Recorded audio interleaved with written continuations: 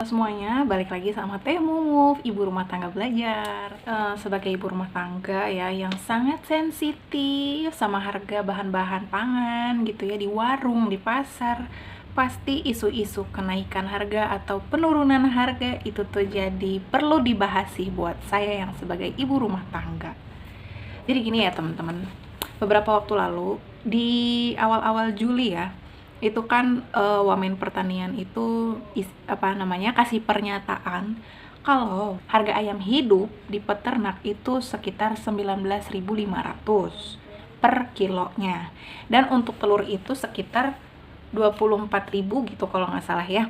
Itu pernyataan dari Wamen Pertanian. Nah katanya sih harga-harga ini itu sudah hasil diskusi dengan beberapa komunitas seperti Himpunan Kerukunan Tani Indonesia, kemudian Asosiasi Peternak Unggas, dan lain-lain gitu ya. Jadi harga itu ditentukan.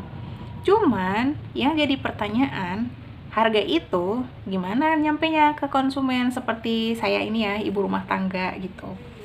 Nah, saya cari tahu kan ya, harga segitu tuh peternak dapat untung atau enggak. Terus ke kita sebagai konsumen itu berapa kira-kira, karena harga yang tercantum yang tersebar di sosial media itu tidak harga segitu ya ke kitanya sebagai konsumen. Makanya saya di sini mencari tahu dan berusaha untuk menjelaskan ke teman-teman semua faktanya gimana gitu ya.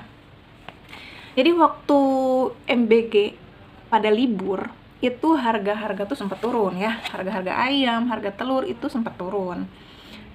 Jadi kalau kata pihak Dirjen peternakan hewan gitu, itu kenapa bisa murah? Karena katanya oversupply nih, lagi banyak stoknya, tapi permintaannya sedikit, jadi dimurahin tuh harganya. Jadi dari situlah kita merasakan saat itu harganya pada turun ya. Cuman kan katanya harga itu ditetapkan tanggal 15 Juli kemarin nih. Dan di tanggal itu juga MBG itu mulai lagi kan. Anak-anak sekolah mulai dapat lagi MBG itu mulai tanggal 15 Juli. Harga-harga gimana? Ya kalau dari saya sih sebagai ibu rumah tangga ngerasain ya, naik lagi dong harganya. Jadi gini teman-teman, dari pihak pemerintah kan sebetulnya pengennya harganya itu stabil ya. Kalaupun misalnya permintaannya lagi banyak, harganya juga jangan naik melambung gitu kan. Kalaupun misalnya permintaannya lagi kurang, jangan juga anjlok banget karena kasihan petani, peternak gitu-gitulah. Nah, akhirnya dari pernyataan seperti itu, akhirnya saya coba cari tahu lah ya, seperti apa respon para peternak. Dari berita-berita yang tersebar di YouTube, itu tuh banyak para peternak yang mempermasalahkan harga pakan yang mereka beli. Jadi, ketika harga pakannya tinggi, mereka itu sulit menentukan kalau misalnya harga yang ditetapkan pemerintah segitu, mereka dapat untungnya segimana gitu.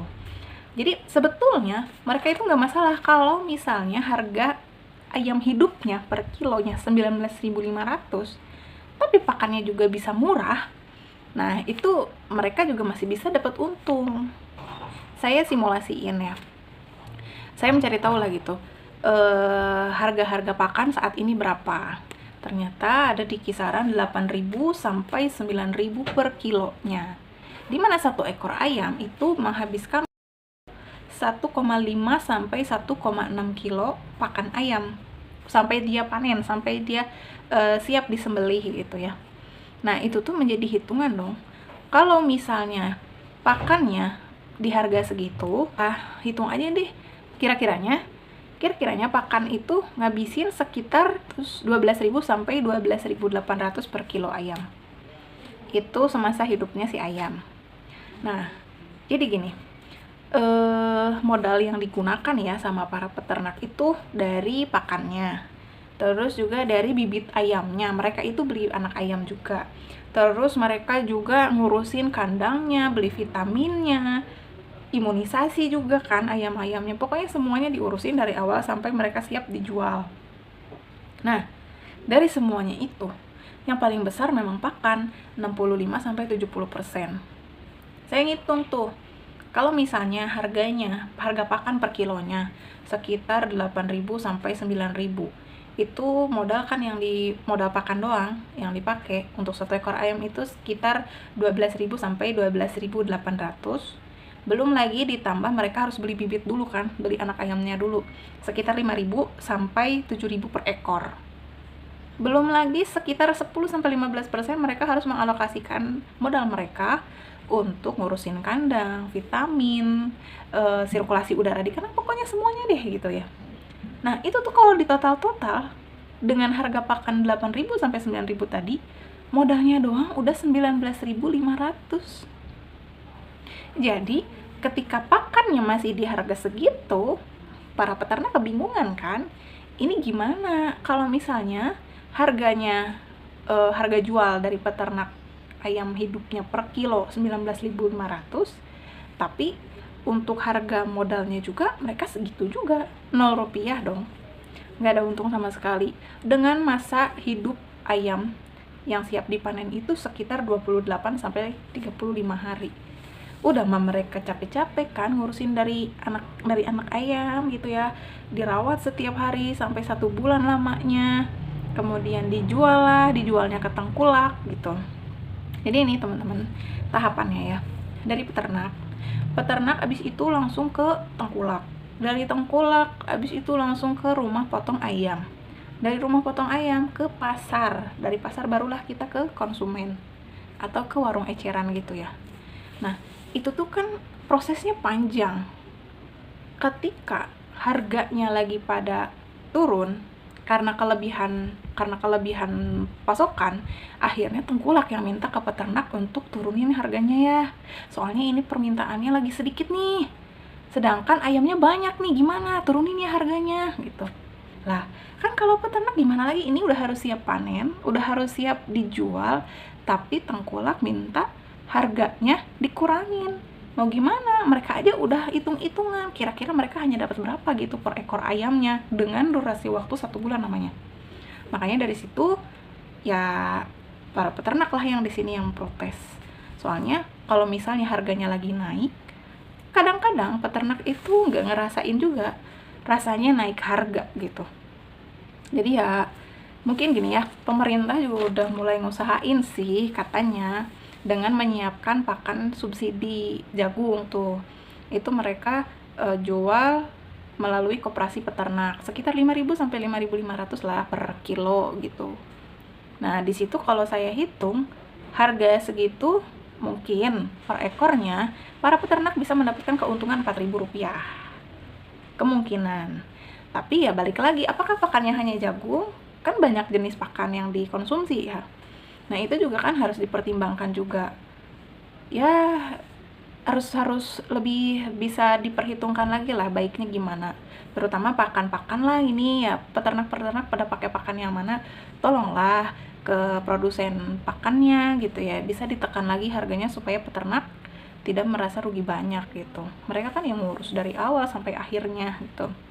Makanya ya kalau misalnya teman-teman semua sebagai konsumen nggak akan bisa berharap harganya segitu ya, harganya 19.500 per kilo itu nggak akan bisa. Pasti nyampe ke kita itu sekitar 30 ribuan ke atas lah per kilonya gitu. Terus nih, ada hal menarik lagi ya. Wamen pertanian itu sempat bilang, coba peternak kalau bisa ada kalender untuk menyesuaikan jumlah jumlah panen ketika anak-anak libur sekolah.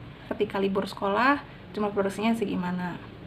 Tapi ya yang namanya mengurus makhluk hidup kan tidak semudah itu gitu. Kalaupun mau ditakar-takar ya tidak semudah membalikan telapak tangan aja, mungkin dipertimbangkan bisa, tapi prosesnya nggak bisa sekaligus pastikan gitu. Makanya kalau dari para peternak sih banyak yang minta, ayolah sini lihat ke lapangan, cek ke lapangan deh gimana, katanya gitu. Harga pakannya gimana? Belum lagi katanya banyak juga nih, maaf oknum tengkulaknya. Jadi mungkin harganya yang diterima peternak mungkin hanya segimana, tapi ternyata tengkulak menaikkannya terlalu tinggi. Ya memang sih tengkulak itu kan memang hitung resiko juga ya.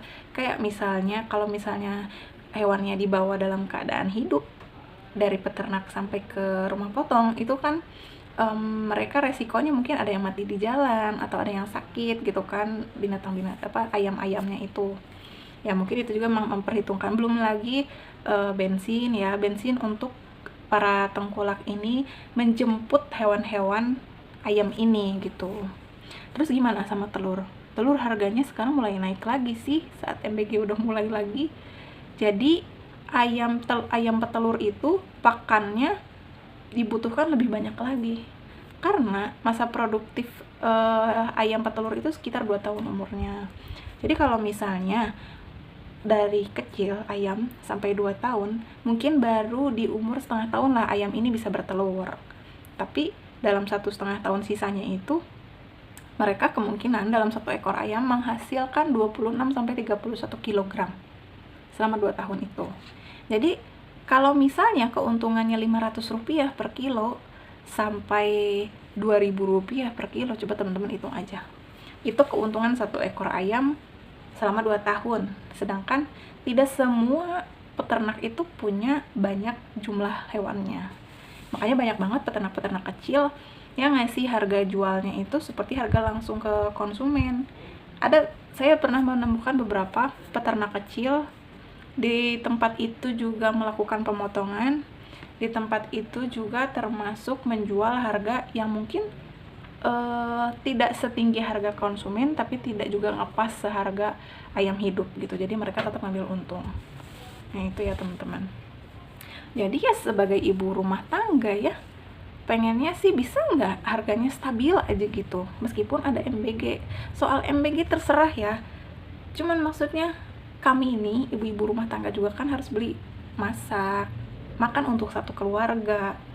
Ya harga-harganya juga bisa meleset sedikit harganya, misalnya naik 1.000, 2.000 itu ngaruh banget loh. Harga ayam naik 1.000, 2.000, 4.000, 5.000 per kilo, ya itu juga jadi bahan pertimbangan dong buat apalagi di era ekonomi sekarang ini gitu ya.